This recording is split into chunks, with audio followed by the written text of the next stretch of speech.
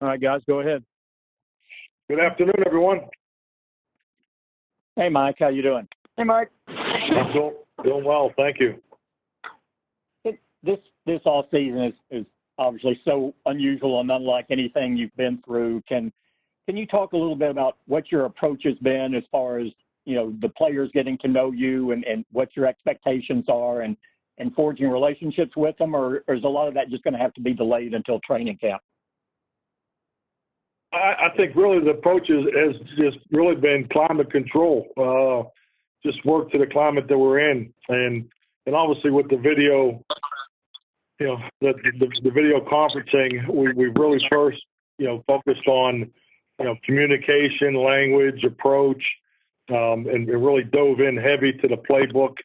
Just to, you know, it's football. It's important as a coaching staff to always keep it clean and keep it above football. So it's just more, the initial approach was just, you know, this is how we're going to communicate, and, you know, we're going to call some things the same as we called them before, and some things will be different, and, you know, and most importantly, make sure you define every word and every decision that you make as far as why things are called a certain way in the playbook. So, you know, I feel like we built a really good foundation there, and now we've kind of gone into more of the group meetings. You know, we had an offensive team meeting this morning, and trying to, you know, get more across the positionals, talking to each other, and the players are doing a good job of applying some of the new techniques and new things that we've talked about and applying it into their workouts. So and communicate back to us. So we're really, you know, keeping it about football. We spent some time on the personal component of, you know, introducing each other and a limited amount on the philosophical approach. I had plenty of time to sit here and think about it, and I think those things will be better served to be done in full force and in person when we do have the opportunity to get together. But we've kind of outlined and highlighted, you know, what we're about. But our focus has really been primarily, most of our energy has been spent on, you know, the football communication and language.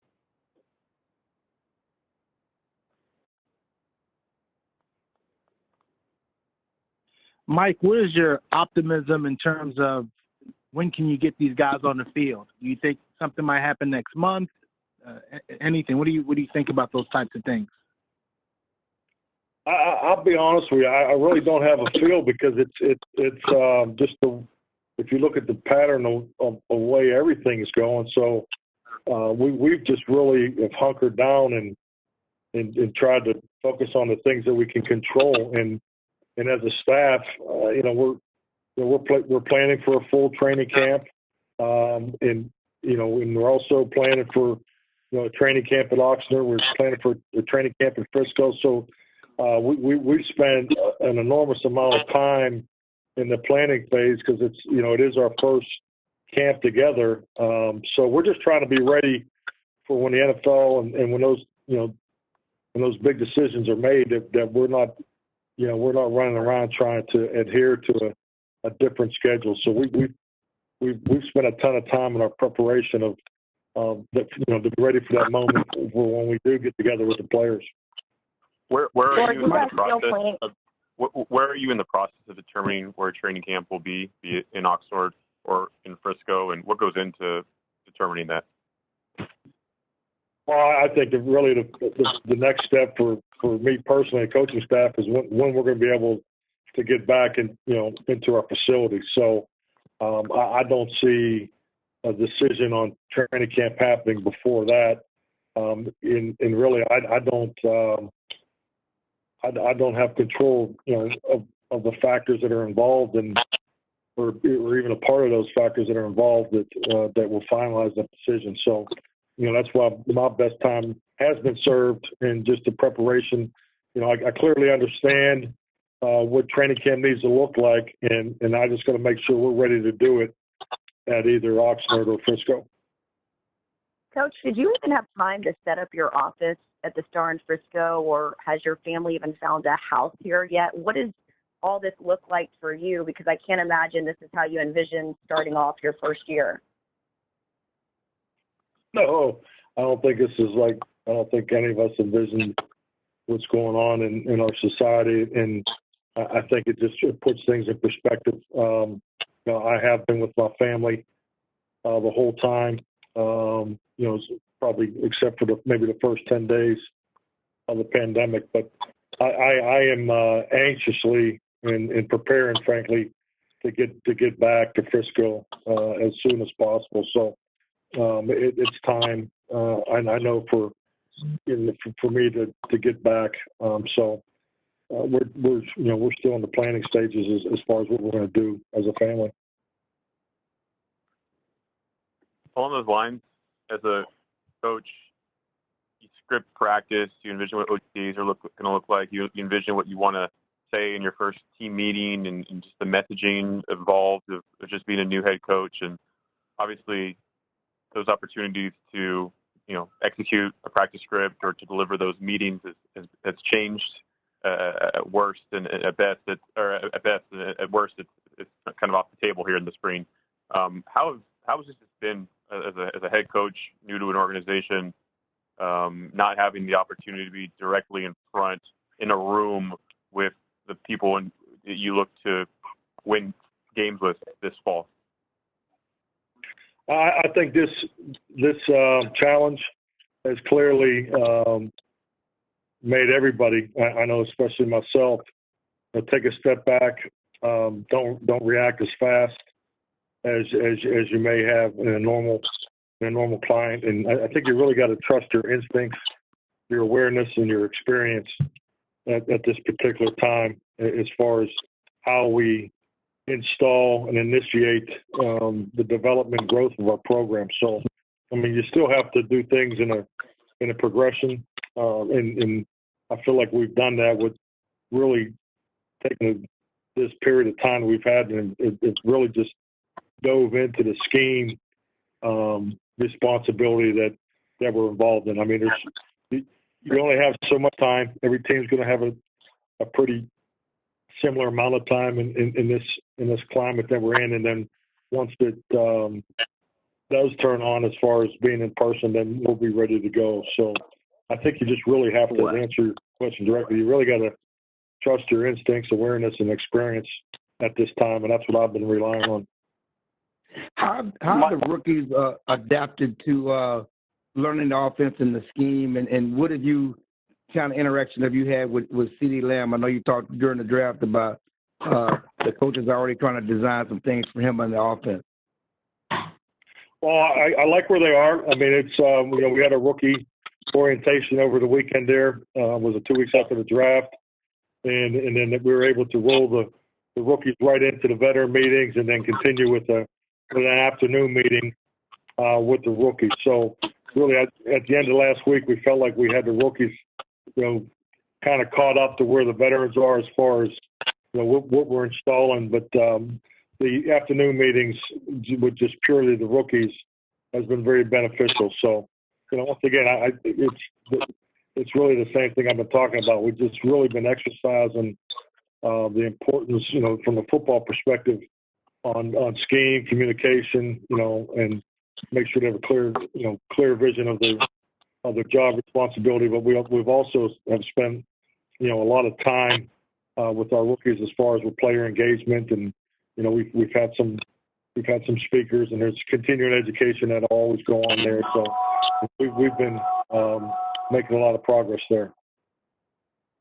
Mike, do you feel like you're behind at all because of this setup and where you want to be? That's a great question, and I don't want to just say yes, but because I've never started a program in this climate before, so you really don't have a true comparable. But I think it's obvious to think that if we started on April 6th, like you normally would as a first year program, that we would be in a different spot than we are here today. So I am pleased with the amount of work that we've been able to accomplish. I think our coaches have been very creative. I think the communication and correspondence with the players has been excellent. The questions are very good, intuitive. I think it really leans towards the veteran experience of our football team. So I apologize for that. That's actually the rookie meetings are starting to pop. So I think it points to experience with the veteran football team that we're able to get this much work done. How much are you communicating with your players about staying healthy? Just being in shape, making sure that they do the right thing, staying quote unquote quarantined in a sense.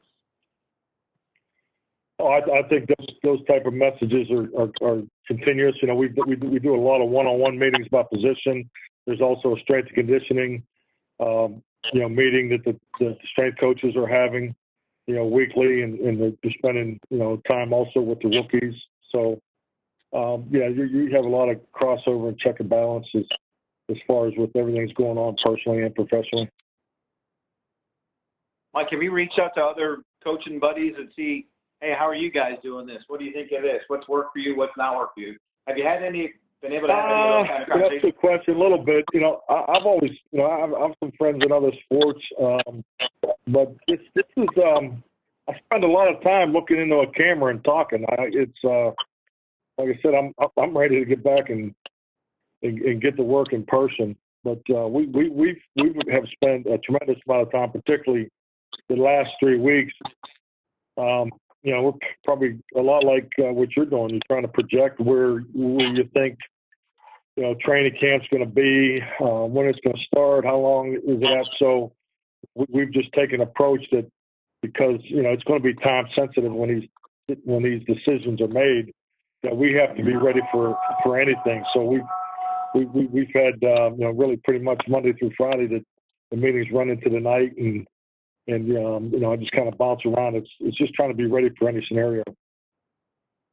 Mike, during this period, because again, communicating visually when you're not there is different than in person.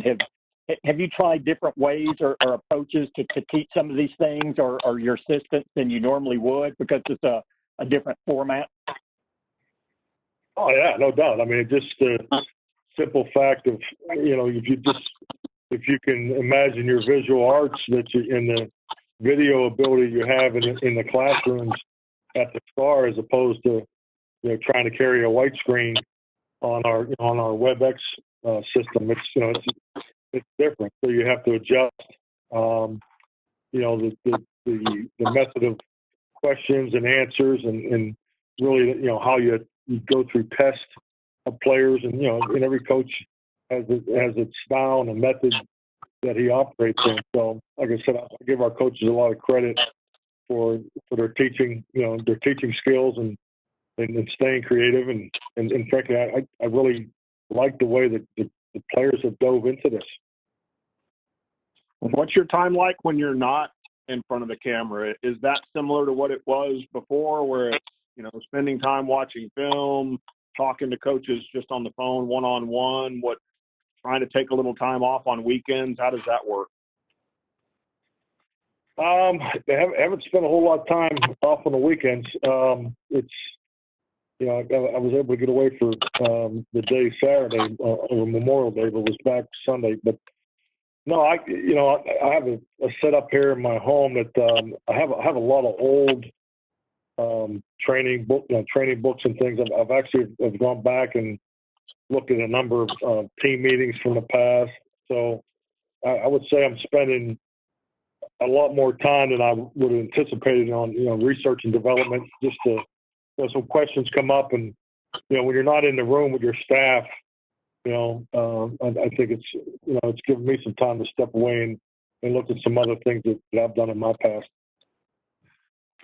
How much interaction have you had with Dak Prescott? And is it frustrating? I know it's business, but is it frustrating not being able to go over the offense with your quarterback? No, I think just like I've addressed it before. I mean, he's involved in a business situation, and I have full confidence that he'll be ready to go. And there has been communication. So I mean, this is the way these business situations go sometimes, and you respect that and have all the confidence that it'll work out. Mike, what's your communication been with Andy Dalton right now and working with him? Oh, he's part of the quarterback group, and it's been good. He's, obviously brings a ton of experience. So I'm very impressed with his knowledge base and understanding, and he asks great questions. So just the time that I have been able to spend on the quarterback meetings, I'm glad he's part of our roster, part of our football team. What was your first team meeting like, where you're sitting at home in front of a computer camera and you've got 90 little boxes of players that you're coaching or should be coaching? What was that like for you? Well, I don't have the I don't have the setup where I can get 90 boxes. So that was the I don't say frustrating, disappointing part for me is I really couldn't see everybody's face, just the way my particular setup is. But it was different, no doubt. But I felt like I covered the things that I wanted them to know about me as a person and the direction and really just try to keep things focused on the priorities of what we're trying to accomplish, through the month of May and now going into the month of June. And just, we have targets that are set each and every week, and just make sure we're hitting that, and then guys are feeling good about where they are, and communicate back and forth. Even like I talked about earlier with the strength and conditioning, and just making sure everybody's getting what they need individually. But we're making progress as far as what we're installing our offense, defense, and special teams. I think all three coordinators have given excellent direction, and they have formatted exactly what needs to get done each week, and I've been impressed. Mike, what are your expectations for Aldon Smith? Mike, what are your expectations for Aldon Smith? And can you tell us about when you met him out there at Jay's gym, just the conversations that you guys were able to have, obviously well before you were the Cowboys coach? Well, I mean, I'm just so happy for where Aldon is right now, personally. I mean, he's such an impressive young man, and in his path to Dallas is special and unique. So just thankful and blessed to be a part of this opportunity with him. So he wants to get back and professionally and be part of the football team, be productive. He's in great physical shape. I think it's going to be exciting to see him get out there for the first time. I mean, he's bigger and stronger than he was when we had the chance to compete against him when he was with the 49ers, obviously playing at an elite level. So I think it's going to be exciting to see him get on the field and get back into it. But he's in a great place, and very thankful and for his for him being part of the Dallas Cowboys. Coach, why did you want to see him in December at Unbreakable Performance, and what was it about that meeting with him that really stood out to you? I'm sorry, I didn't hear the first part of the question. Why did you decide to go and take that meeting with him at Unbreakable Performance in December, and what about that meeting really stood out to you? I mean, it wasn't a meeting. It was, I was out there on a personal note, and had the opportunity to see Aldon. Actually saw him a couple times out there, and had a chance to visit with him. So, I mean, when he was in San Francisco, we played him a bunch of times. So I've always had great respect for him and what he's done on the field, and then obviously had a chance to witness what he's done recently to put himself in this position. So very impressive young man. Mike, can you talk more of what Rob Davis will be doing for you and what he's done so far with the team?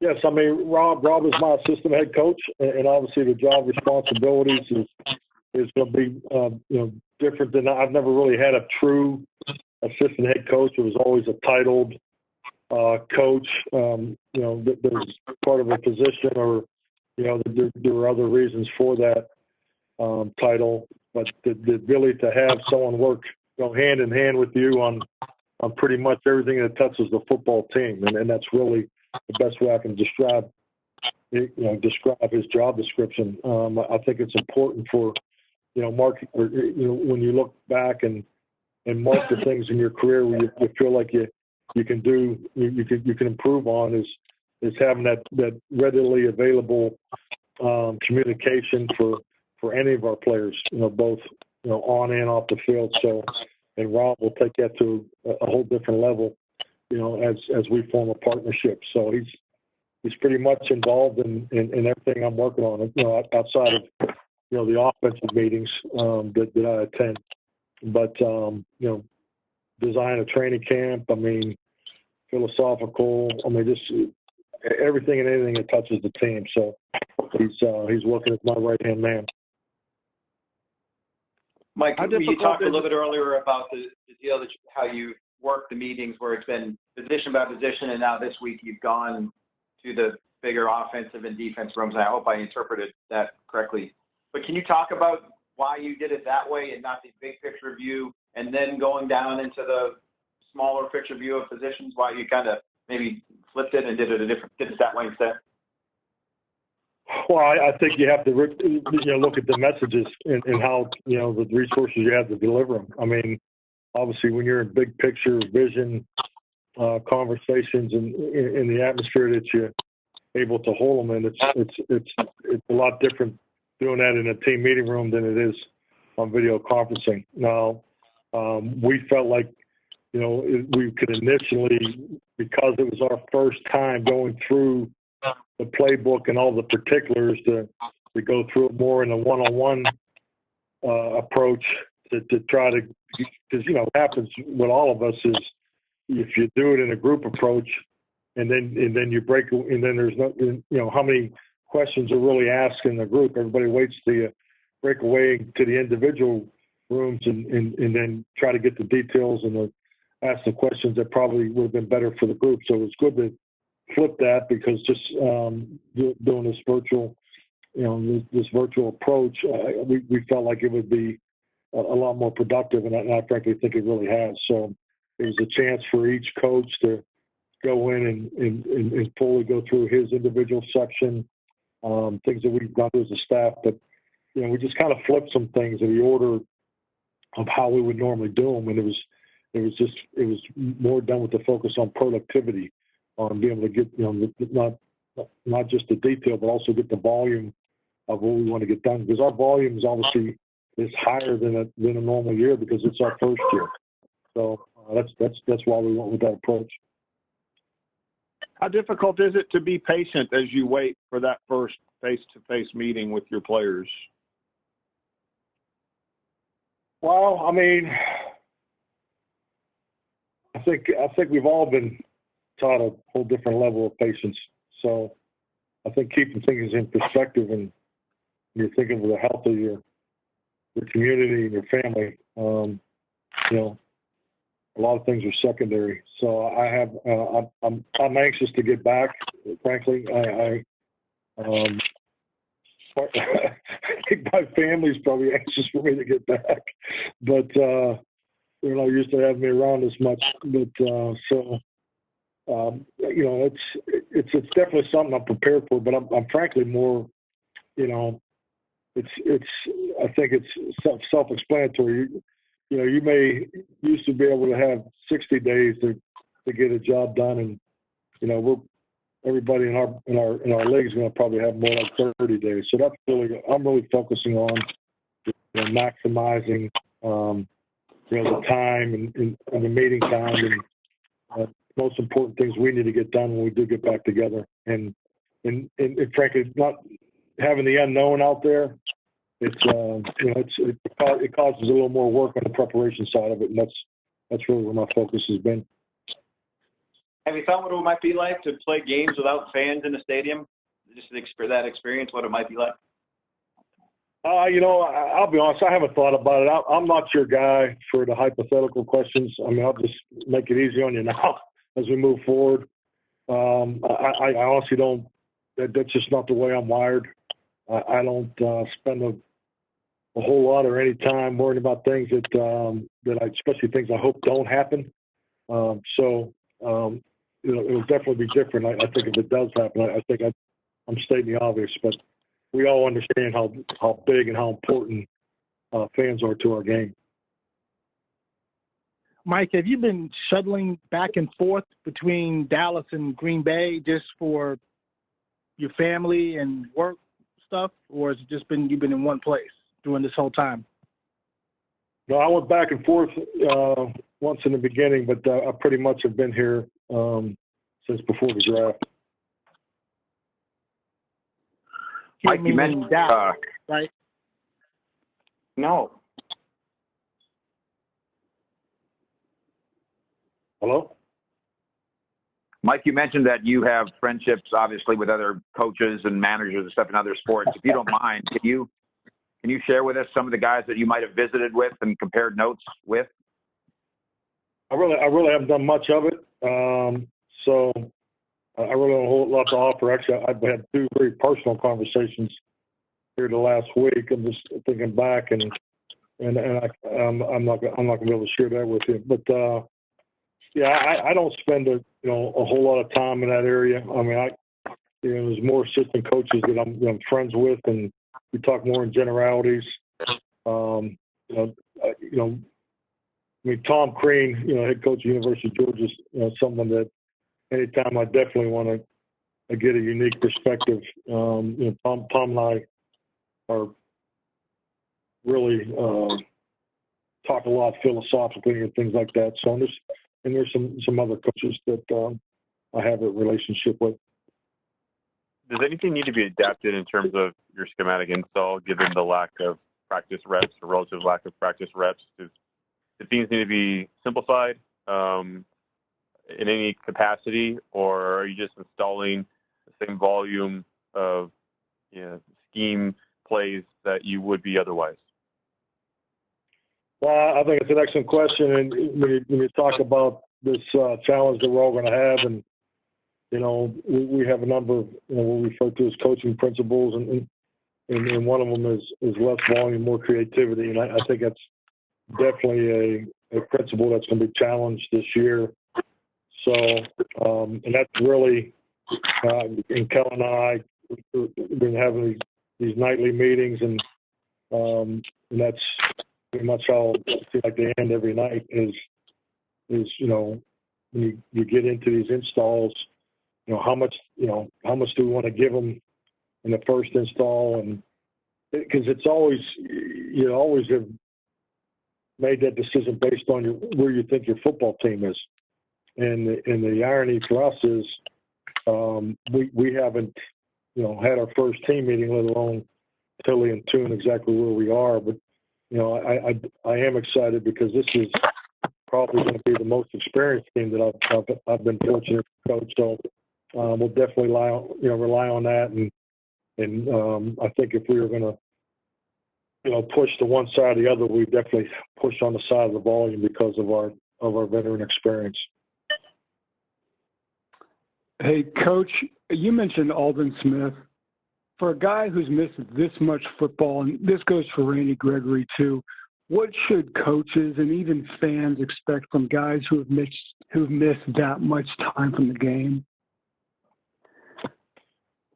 I wish I had an experienced answer to give you there. I haven't been through that with the players, so I think the most important thing that I can do as a coach to make sure that we give all of our guys, all included, the foundation to stack success and try not to do too much too fast. I think we're all going to be really watching that closer than ever this year as a coaching staff and support staff, and make sure that we're hitting the target of getting the team ready. But it's going to be interesting to see the acclimation period of the players when they do come back.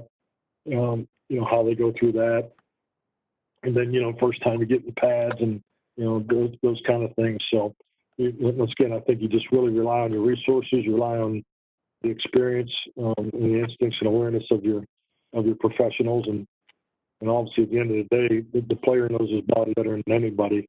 So the communication of just make sure we stay on top of that, because you never want to see a player injured because the process pushed them too far, or let them get too far, because it's with these guys we're gonna have to hold some of these guys back. That's for sure. Hey, Coach, I just want to clarify something. Are you in Green Bay with your family, or are they here with you? And if you're in Green Bay, how long have you been there? Just before the shutdown?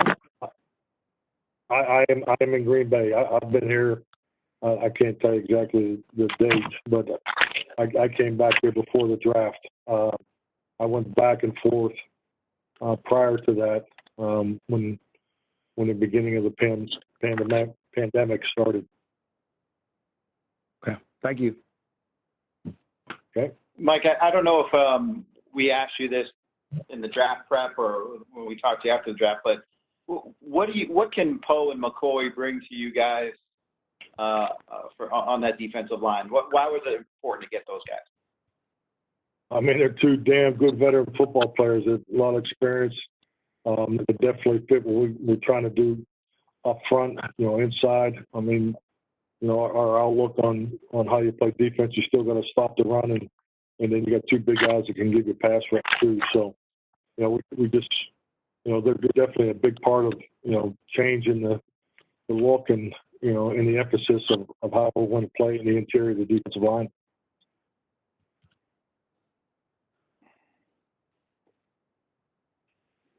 Sounds like we're out of steam. Other questions? I think we're good. Thanks a lot, everyone. Thank you, Mike. Got to run to the 1 o'clock meeting, but we appreciate you jumping on. Thank you. Appreciate Thank you. All right, stay healthy.